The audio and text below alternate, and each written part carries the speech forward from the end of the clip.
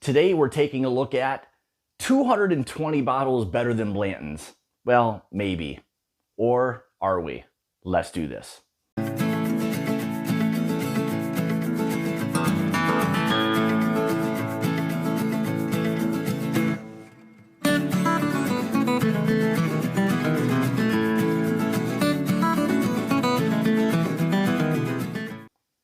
Hey guys, welcome back to the channel. Thank you so much for joining me today. Greatly appreciate it. So as most of you all know, in the bourbon world, everybody seems to chase Blanton's. I don't know exactly why. Maybe because of the fancy bottle, the little horsey tops, whatever the reasons may be. It's a phenomenon that I just don't get, and a lot of others don't get as well. So what I wanted to try to do today was just kind of showcase or put a little bit of a spotlight on a few bottles of bourbon that I think are better than Blanton's. And what are they? We'll find out today. But again, it's going to be things that are generally readily available. You don't have to wait in line. You don't have to follow trucks. You don't have to sleep overnight in a tent to get these bottles. And what it is that people do for Blanton's is absolutely mind-blowing to me. So let's go ahead and take a look at a few bottles of bourbon that I think are better than Blanton's. First, out of the gate, Four Roses. Four Roses single barrel, Four Roses small batch select. For me, both of these, again, all of these are going to be bourbons that if they were offered to me, that I would take over a pour of Blanton's. Again, not to say Blanton's is a bad bourbon. It's not. It's a nice everyday sipping kind of bourbon. But again, to me, it's not something worth chasing after. When you've got bottles like this, again, the Four Roses single barrel and the Four Roses small batch select, in terms of price, again, you're comparing these at around $40 or so. The small batch select in that $55, maybe $60 range. But again, what you're getting versus what it is that Blanton's has to offer, to me, is a kind of a significant upgrade in just these two. So first out of the gate, again, the Four Roses single barrel and the Four Roses small batch select, which for me, this is a very sneaky, good, delicious bourbon that for me really competes well up against a lot of other bourbons. Next up, we've got from Wilderness Trail, which again, this is another distillery that for me doesn't seem to get enough publicity or talked about nearly enough. I think what it is that the guys down at Wilderness Trail have going is fantastic. I know they can sometimes, in terms of allocation, be a little bit complicated or difficult to find, but they're really starting to become more present in a lot of markets. So what exactly do we have? So basically here, this is going to be their standard bourbon. This is going to be a rye mash bill, where this is going to be their wheated bourbon mash bill. And if you can find one or both, for me, both of these on an everyday, or if you're going to give me these in place of Blanton's, I would take both of these in a heartbeat. So here's what we've got for mash bill on this. So these are going to both be identical, except we're going to swap out the wheat and rye in each mash bill. So this is going to be a mash bill of 64% corn, 24% rye, 12% malted barley. This is a sweet mash process, so much more labor intensive. And again, we're looking at on this one, again, 64% corn, 24% wheat, 12% malted barley. So there you have it in terms of two more bottles that I feel are better than Blanton's from Wilderness Trail, their standard rye mash bill and their wheated mash bill. Next up, we've got from good old Wild Turkey. This is going to be the Russell's lineup. So first we're going to start with the Russell's 10-year. Again, you're already talking about a 10-year bourbon.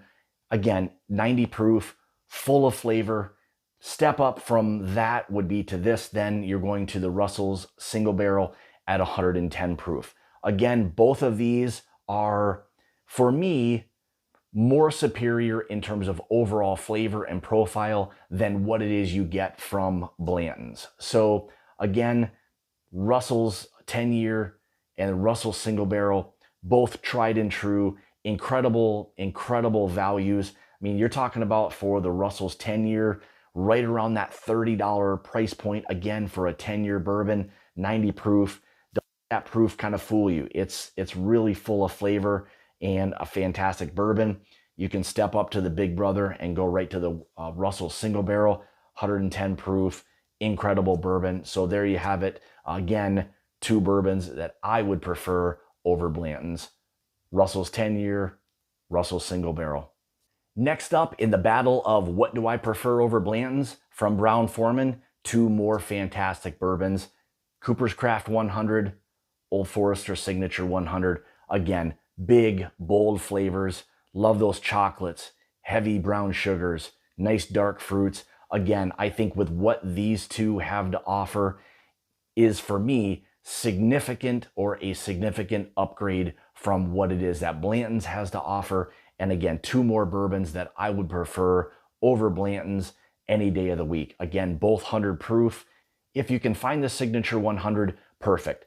The upgrade to that, to me, would be the Cooper's Craft 100. Again, maybe a little bit more difficult to find, but if it's in your market, again, a bourbon that I would prefer over Blanton's 100% of the time. So there you have it, Signature 100 and the Cooper's Craft 100, two more bourbons that I would prefer over Blanton's. What do we have next? From Jim Beam, Knob Creek 9-year and the Knob Creek 120 proof single barrel.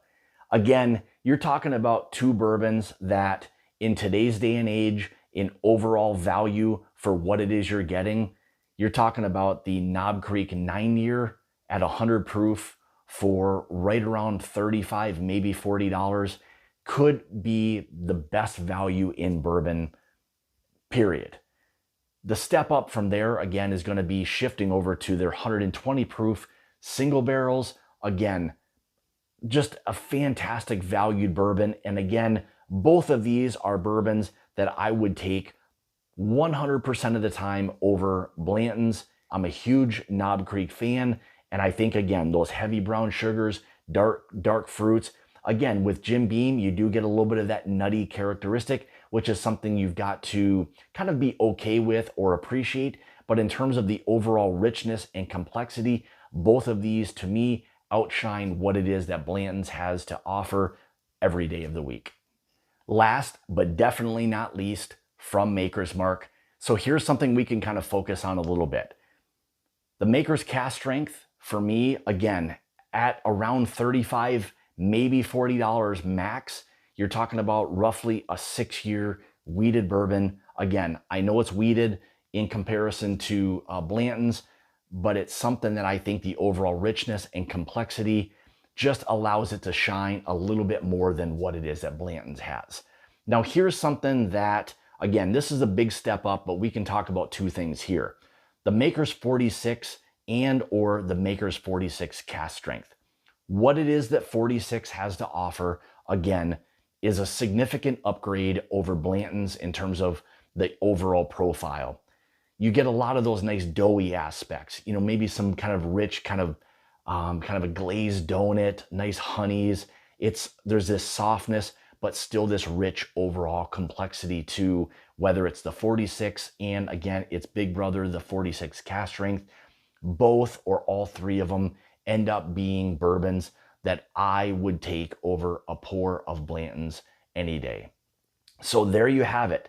There's 10, 12 bourbons that I feel are better than Blanton's all day long. Now, I know I'm going to get beat up a little bit because there's a huge cult following with the whole Blanton's and all of that, but definitely leave a comment below. Let me know, are some or all of these bourbons ones that you would consider over a pour of Blanton's? Again, I'm not saying that Blanton's is a bad bourbon at all. I enjoy it. I think it's a good bourbon.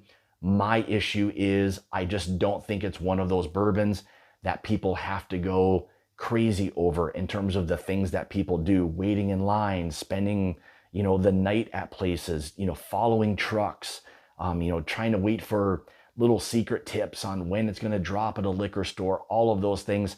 I just don't think that the hype behind Blanton's outshines what it is that I had to kind of point out today regarding, 10 or 12 bourbons that I feel are better than Blanton. So leave a comment below. Let me know your thoughts on, are you a huge, Blanton's fan?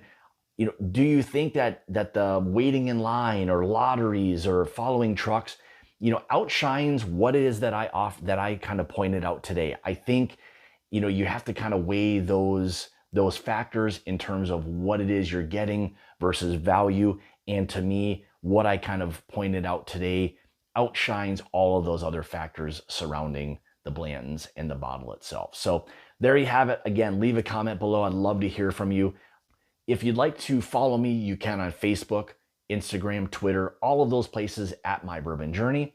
If you'd like to help support the channel and become part of the Mash and Journey Whiskey Club, make sure you check the Patreon link in the description below. That will give you all of the details for all of the barrel picks that we do and present to our Patreon family. So there are 12 bottles of bourbon that I think are better than Blanton's. I'd love to hear your feedback. And remember, it's about the journey and not the destination.